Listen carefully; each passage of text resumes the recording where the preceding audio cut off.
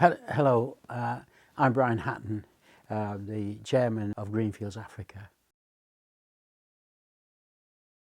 It started after I'd retired from my job. I was a school teacher, and for some reason I just got this conviction that I had to build a church in Africa. And where in Africa I didn't know. I knew very little about Africa. I'd never been to Africa. So I suppose I thought somebody in Africa must need a church. So I was a solution looking for a problem. And eventually it took nearly 12 months to find a community that I thought were worthy of support. And this was a Xhosa community in South Africa, in one of the townships, a very poor township called Greenfields. And that's why we were called Greenfields Africa. They showed such commitment, they'd actually bought the land, and to buy land is no mean thing. Okay, it's cheap in the township, but the way to buy anything in the township is to go without your meals and sell your food, and they'd done that. So to me that showed the commitment that I was looking for. So I said, yes, I'll help you. What about this church? Tell me about your community. Well, we've got no money, we've got no jobs, our health is awful, our children's health is awful, our children don't get enough to eat. So I said, right, why do you want a church? Because we need a church. It's the centre of everything. And actually enlisted the help of our local church here. And between us, we raised £40,000 in 3 months and got this church built.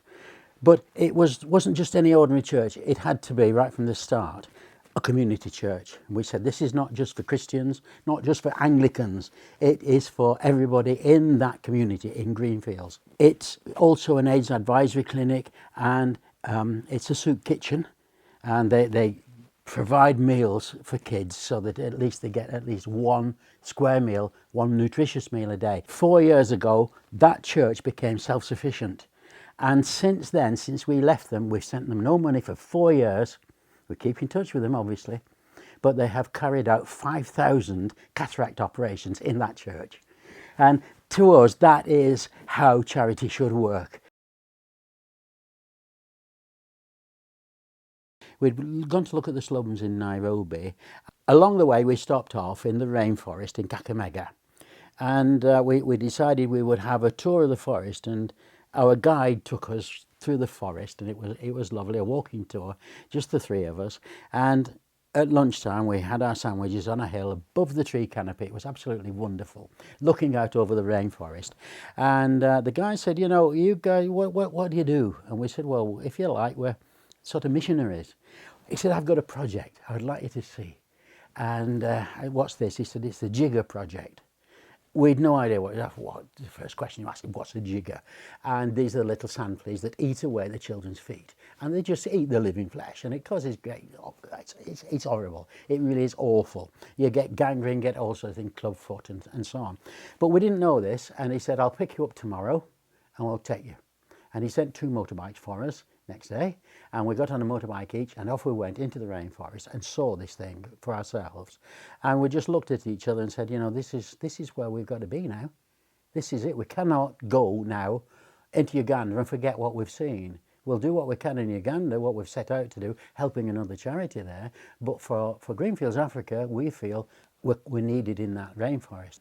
With our money, they were able to a 10-mile radius. They got 2 teams together then, 10-mile radius. 10 miles is enough for them to walk to school, walk to do the treatment, walk back, and still be in time to get the kids' meals ready when they come home from school. So that was the limit. And then we managed to get 2 motorbikes for them, and that transformed the whole thing. Then 3 people on each motorbike. You can ride 3 people, 4 people on a motorbike in Kenya, nobody minds.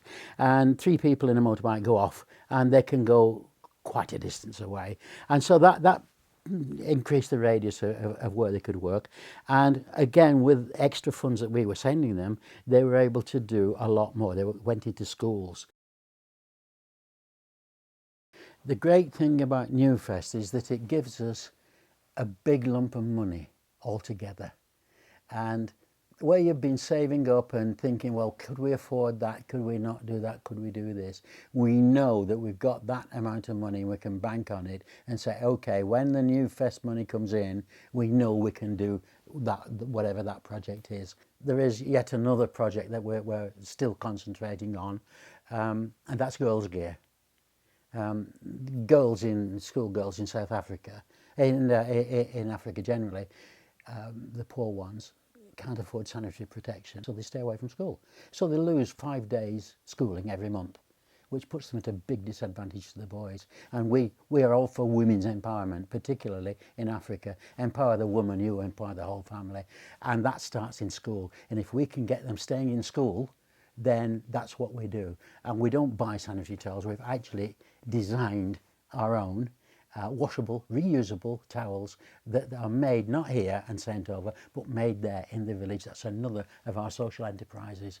It's giving work for the local community. It's giving training in stitching, sewing and so on to local school leavers, and it's providing income providing income for giving away these pads for the girls. Well, give us a £5 note and we will make it worth 4 or 5 times that once we get it into Africa.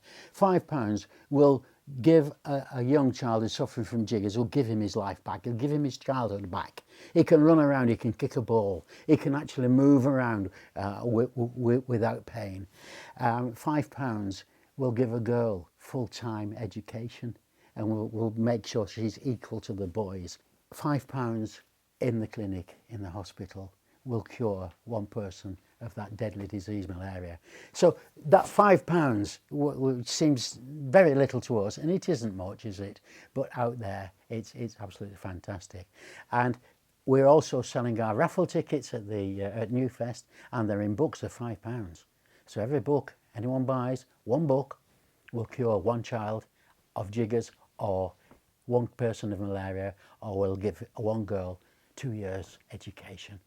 So that's what your money's worth.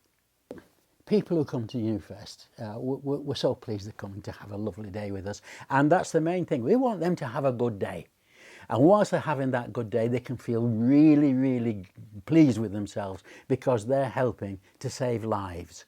They're helping to save lives in Africa, and they're actually giving people who have got absolutely no hope, they're giving them something to cling on to, and they're making such a difference to their lives. And a lot of people are alive today because of Newfest and because of the people who come and support us, and these guys just would not be alive without the funds that we get from them.